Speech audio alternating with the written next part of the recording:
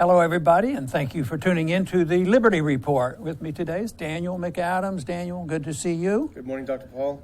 Daniel, we have a great guest today, John Kiriakou, and we've talked about him a lot on this program. And he has made an effort to really reveal the truth to a lot of people about what's really going on, in particular with the CIA. And he has a book coming out very soon, Doing Time Like a Spy. What is this doing time? That means our government put him in prison? Here he's a truth teller and he ended up in prison. Sad story. But I want to welcome you to our program, John. Thanks for being with us. Thank you so much for having me. I'm thrilled to be here. Great. I think we'll start off with you telling the audience a little bit about, the book coming up and why this might be different than the other two books that you have written and what it's all about. Sure. I have written two other books. One came out in 2010. It was a memoir of my years in the CIA. It was called The Reluctant Spy, My Secret Life in the CIA's War on Terror. And then I have a book coming out in June called The Convenient Terrorist. It's written with Joseph Hickman, a former Guantanamo guard. And we hoped that book would be the definitive account of the capture, interrogation, torture, and detention of Abu Zubaydah, who I captured in Pakistan in 2002. But this book is different. This is Doing Time Like a Spy, how the CIA taught me to survive and thrive in prison. I went to prison because I blew the whistle on the CIA's torture program, as you've been so kind to tell your viewers over the past couple of years. I expected to go to a minimum security work camp, and indeed, when my attorneys asked the judge to order me to a minimum security work camp, she did so with no objection from the prosecutors. Now, with a work camp, there are no bars on the windows, the doors are not locked, you can work in town, and you're on your honor to spend the night in the actual prison camp building. So when I got to prison, I just literally drove up and knocked on the door and said, "I'm John Kiriakou, I'm here to turn myself in." The guard began leading me around to the back of the actual prison that was across the street from the camp. And I said, no, I'm supposed to be at the camp across the street. And the guard laughed, kind of chortled, and said, "Not according to my paperwork, you're not." And I told myself, all right, take it easy. There's nothing you can do. Don't complain. So 5 days later, I got access to a telephone, and I called one of my attorneys, and I said, hey, they put me in the actual prison with the pedophiles and the murderers and the drug kingpins. What do I do? And he said, wow, well, we could file a motion with the court, but it'll be 2 years before we get a hearing, and you'll be home by then. He said, I'm sorry, but you're going to have to tough it out. And I decided on that day that I was going to use the skills that the CIA had taught me over the years to make sure that I remained safe and remained at the top of the social heap in prison. And that's exactly what I did. Wow, that's an amazing story. Can you give us maybe your top 5 things that you had to take out of your bag of tricks when you realized you were in a different situation than you thought you were? Sure. Number 1 is recruit spies to steal secrets or anything else you need. And indeed, on your very first day of CIA training, this is exactly what they tell you to do. Recruit spies to steal secrets. That's the only way you can get promoted. It's the only way you get ahead in life at the CIA. Well, in prison, it's the same way. If I need something from, let's say, the supply closet, for example, highlighters are banned. They're considered to be contraband. But I know somebody who sweeps the floor in the warden's office or in the administrative office. I work on recruiting that person so he can steal me a highlighter or an eraser or a pen. It sounds so ridiculous now, but it's actually pretty important when you're in prison. But you get more than that. You establish a relationship with this person. You establish a rapport. And with a rapport comes information. And information is worth its weight in gold. I'll give you another example. I had a cousin who came to visit me, and I had been writing a blog from prison called Letters from Loretto.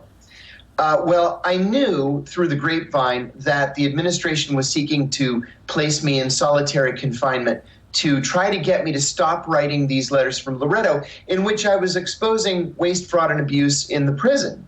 And so my cousin came to visit me one day, and when we sat down in the visiting room, he said, "Hey, I just heard an interesting conversation outside.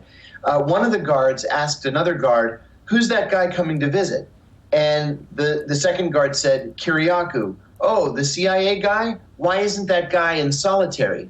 And the guard said, 'I asked the warden that. And the warden said, we can't put him in solitary because he hasn't used any of our names.' And I said to my cousin, 'Do you have any idea what important intelligence that is? That means that I can say anything I want. And so long as I don't use their names, they can't do anything to me.' And so that's what I did. But there were other rules that I used, like one was used at the CIA kind of half jokingly. It was admit nothing, deny everything, make counter accusations. And so the guards would harass me, and they would call me to the lieutenant's office and say things like, "Why don't you tell me about that fight in the unit last night? There was a fight that broke out." And I would say, "There was a fight in the unit? I had no idea. What do you want me to do your job for you too now? You guys are that bad at your jobs that you want John Kiriakou to do your job for you?" And I said, "Get out of here, leave me alone." That drove them crazy. But we got ourselves to the point where they just stopped bothering me because they knew they were going to get nothing from me. Right. You know, John, as I read your resume, you were in the CIA for 15 years. And you describe your ideals that prompted you to get into the CIA. How did that change over time? You had very good intentions, and I still don't read anything really nasty about the CIA that you write. But what type of transition did you go through from the time you went in with these intentions by the time you resigned, and what prompted the resignation? Did it have to do with the case involved? That's a great question. I joined the CIA because public service was very, very important in my family. To hear my grandparents tell the story, Franklin Roosevelt was personally waiting for them at Ellis Island to give them citizenship and a job, right? And the American dream, a home and a car, and thanks to Franklin Roosevelt. In fact, we had a framed photograph of Franklin Roosevelt on our television until my grandfather died in 1978. So in our family, there was always this notion that the country had been so good to us that we needed to give something back. And when I was in college, I really only considered public service. And for me, that public service was in the CIA. Now, I was very, very proud of my CIA service for most of those 15 years. But literally everything changed on September 11th. And all of a sudden, I found myself in an organization that I just no longer recognized. This was an organization that cared not one whit about human rights or about civil liberties. And there was no one on Capitol Hill on the oversight committees to tell them, "Stop, this is wrong, and we need to turn the ship around." It just kept getting worse and worse and worse. I finally left in 2004, and things continued to worsen. I found myself finally on the Senate Foreign Relations Committee working for John Kerry and thinking that, well, this is a Foreign Affairs Oversight Committee. I'm going to be able to really have an impact. I can do some hard-hitting investigations. I was the senior investigator. And in fact, I wasn't allowed to do any investigations, not just of Barack Obama's State Department, but of George W. Bush's State Department as well. And I realized then, when I was on Capitol Hill, that no one was serious about oversight, that no one was going to talk about waste, fraud, abuse, or illegality. And in 2007, finally, in an interview with ABC News, I decided to very simply tell the truth. And I said in that interview 3 things that have completely changed the course of the rest of my life. I said the CIA was torturing its prisoners. I said that torture was official U.S. government policy. It was not the result of a rogue officer, as President Bush had intimated. And I said that the policy had been personally approved by the president himself. And so what happened was, within a day, the FBI started investigating me. And they investigated me for a year, from December 2007 until December 2008. Well, they determined in December 2008 that I had not committed a crime, and they closed the case. They actually sent my attorneys a letter, saying, it's called a declination letter, saying they're declining to prosecute me. What I did not know, unfortunately, was that 4 weeks later, when Barack Obama was inaugurated, the most transparent president in history, remember, the CIA asked Eric Holder to secretly reopen the case against me. And so Eric Holder's Justice Department investigated me for another 3 years until January 2012. And then they finally charged me with 5 felonies coming out of that interview, including 3 counts of espionage. Now, espionage is one of the most grave crimes with which an American can be charged. And frequently it carries with it the death penalty, if you can imagine this. And this was for saying that the CIA was torturing its prisoners and that torture was illegal. Not only illegal, but it was morally and ethically wrong.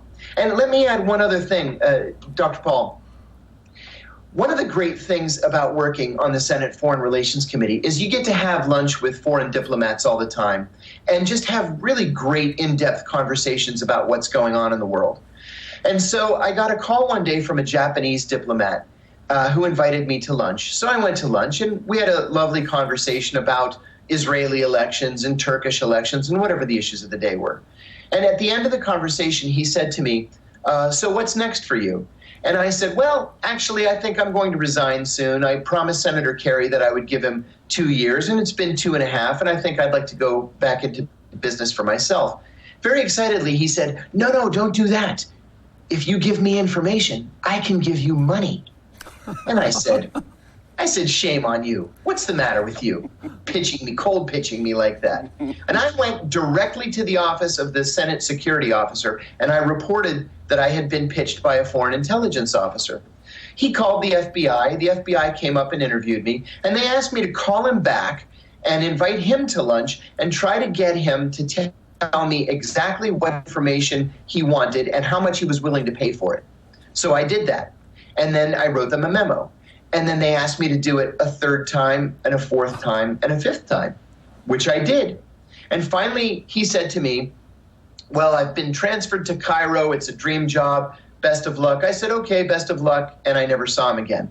A year later, after my arrest, we received discovery from the Justice Department. And in that discovery, we learned that there never was any Japanese diplomat. He was an FBI agent undercover, pretending to be a Japanese diplomat and trying to get me to commit real espionage. And I said to my lead attorney, why would they do such a thing? I'm a patriot. And he said, they did it because they had no case and they knew they had no case and they wanted to get you doing something that they could legitimately prosecute you for. Well, now that all this time has passed and I'm home from prison now for just over 2 years, 2 of the 12 FBI agents who worked against me have very discreetly reached out to my lawyers, and they've apologized. And they've said that this was a political case and that they were ordered to do it and that they were very sorry, that they hoped that there were no hard feelings.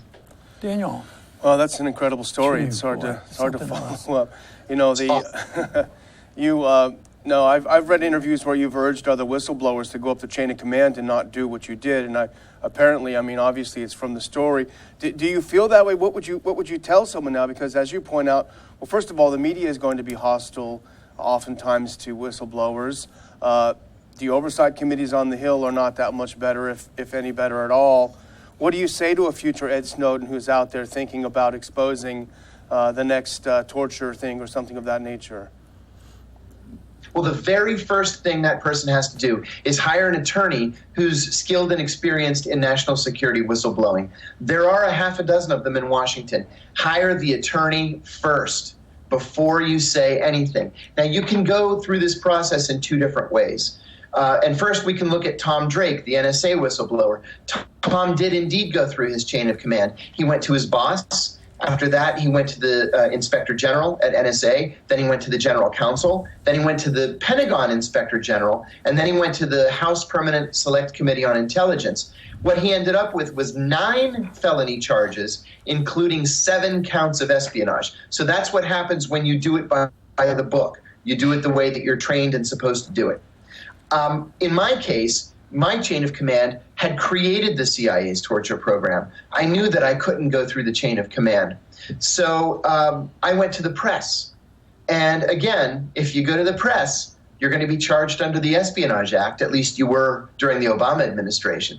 So there's really a situation where you're damned if you do and you're damned if you don't. There are a lot of important media outlets now. I say important because they're widely read. Things like the New York Times, the Washington Post, even the Guardian or the Intercept that have encryption keys listed on their websites. And so if you are a national security professional who wants to report waste, fraud, abuse, or illegality, and you don't want to go through your chain of command, or you don't want to go publicly to the press, you can do it by sending the encrypted information directly to the journalists. I fear that that's the only way to do it. Otherwise, you literally take your life into your own hands. John, I want to go back to your description about what Bush didn't do and what Obama did. And you're challenging stereotypes there, because most people would think the law and order people are the Republicans. Our channel here sort of takes an opinion that they're all the same, different blends, Republican, Democrats, policies end up. But actually, you put a picture there that even surprises me to a bit, because we try to give benefits to even a Democrat if they're saying the right thing. So this is pretty amazing that, but believable, that all of a sudden the Democrats are the ones doing that. You weren't even a Republican, if it was political or something. But this is astounding. Have you thought about that, or thought of, this is just an incident, they're all the same? Or is there a difference in a much different way than the general population believes? Yeah, I've come to a conclusion. I think about this kind of thing all the time. I concluded back, even before the 2012 election, that there really are very few major differences between the two parties, the Democrats and the Republicans. They can tinker around the edges of issues, but neither one of those parties is really talking about liberty, about freedom, about civil rights and civil liberties and human rights. And so I decided before the 2012 election that I was throwing my lot in with the Libertarian Party. And I understand that it's a small party. I understand that it only gets a handful of percentage points in the national elections. But, I've come to the conclusion that a vote for the lesser of two evils is still evil. And you have to vote for the people who you truly believe mean the best for the country.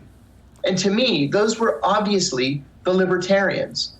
I was struck, as you say, Dr. Paul, at the Nixonian obsession with national security leaks under the Obama administration. We talk a lot about the Espionage Act. The Espionage Act was written in 1917 to combat German saboteurs during the First World War. And indeed, it was never updated, never. It doesn't even mention the term classified information, because the classification system wasn't even invented until the mid-1950s. Now, between 1917 and 2009, 3 Americans were prosecuted for passing classified information to, or they call it national defense information, to journalists. Just in the 8 years of the Obama administration, he prosecuted 8 national security professionals, almost 3 times all previous presidents combined. Well, to me, that's not the most transparent president in history. That's a president who's waging war on transparency.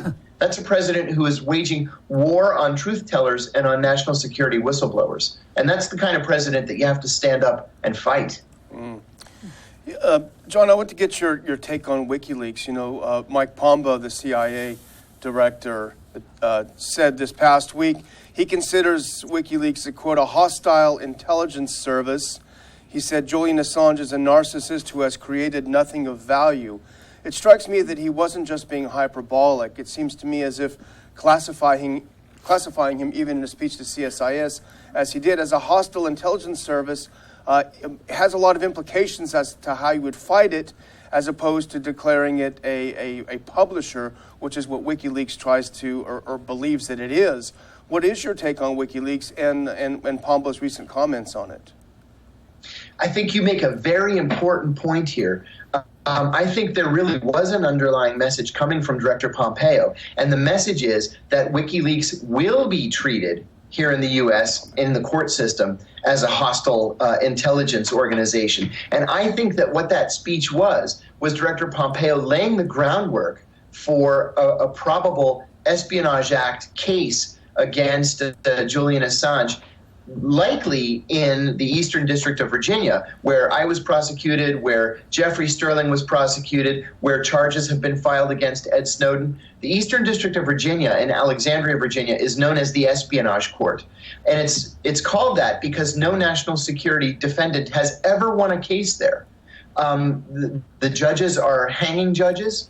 The government knows that not only will it win, but if a defendant elects to go to trial, the jury will likely be made up of people from the district, from the CIA, the FBI, the Pentagon, the intelligence contractors, the Department of Homeland Security. So if you're charged with a national security crime in the Eastern District of Virginia, you don't have a prayer. And I think that that's what Director Pompeo is preparing the American public for. Now, is Julian Assange a narcissist? Sure he is. I don't personally like Julian Assange, but with that said, Julian Assange is actually doing a public service, and he is exposing waste, fraud, abuse, or illegality or threats to the public health or public safety, which is the legal definition of whistleblowing. I think that this is going to get much uglier before it gets any better, and I think that it will play itself out in the Eastern District of Virginia. John, we're going to have to go in a little bit, but I do want to ask another question. I think we could do this for a long time. I hope we can get you to come to one of our conferences someday because you'd be fantastic. Count me in. I would love to. Well, it's great. I do have one question I want to follow up on. I imagine you said you do go out and you do speeches. You go to the college campuses, I assume? I do. You talk to some young people. What do you sense? Because when I go to the campuses, I think I end up with a select group, and they're very sympathetic. But if you've talked to some young people in general, are they open to your views, or have you been demonstrated against by the extremists on the other side? What kind of receptions have you received? Yeah, I'm going to use my most recent speech as an example because this was typical of the way things have gone for me. I spoke 2 weeks ago at Youngstown State University in Youngstown, Ohio, and the university was actually very worried about my speech. I actually had to send them 3 references before they allowed me onto campus, and the references went to the chief of the campus police department, which I actually said to my host, it's a little fascist, no? That I have to get the cops' permission to speak to a university. But anyway, I said, fine, I'll fill out your forms. You can call I referred them to a federal judge who's a friend of mine, the director of security at the Commerce Department, and a former ambassador. So they all vouched for me. But anyway, the keynote address was in a church off campus because they decided on campus that I was too controversial. They expected 50 people. I had 125 that showed up. And these students, Dr. Paul, could not have been any more respectful, attentive. They asked smart questions. I will acknowledge that I shocked a lot of them. They didn't expect to hear the story that I told. But they were all ears and standing ovation at the end. I sold a bunch of books. I've received letters and emails in the interim. So that's really been typical of my college and university speeches. People really do want to hear the story. They have open minds, and they're willing to come around to our line of thinking. Well, I think we're going to finish up on that very positive note because I think there's a lot of people out there looking for the truth, and I think that's very important. I want to congratulate you on your activities and what you're doing, especially on your book coming up, Doing Time Like a Spy. Hope everybody buys that book. But thank you very much for being with us today. Thank you so much for having me. It was just a great pleasure. Great, and I want to thank our audience for tuning in today, and I think it's a powerful message here on what's happening to our country, what's going on with our civil liberties, what the challenge really is, but also it's an issue not by political partisanship and a few different people in Washington. This is a philosophic issue about what the role of government ought to be. It should be there to protect us, protect our liberties, and not trying to run the world and police our own people. I keep thinking of the term truth is treason in an empire of lies, and we live in an empire now for political international reasons and personal liberties being challenged. And if you challenge it, it's treasonous. Just look at what John has gone through in America by telling the truth. I mean, that is such abuse. That's a powerful message. And we in this channel intend to continue with this message loud and clear. And I want to thank you, the audience, for the support you have given. Our viewership is growing by leaps and bounds. I hope you can help us continue to do this to gain credibility. And thank you very much for being with us today. Come back soon to the Liberty Report.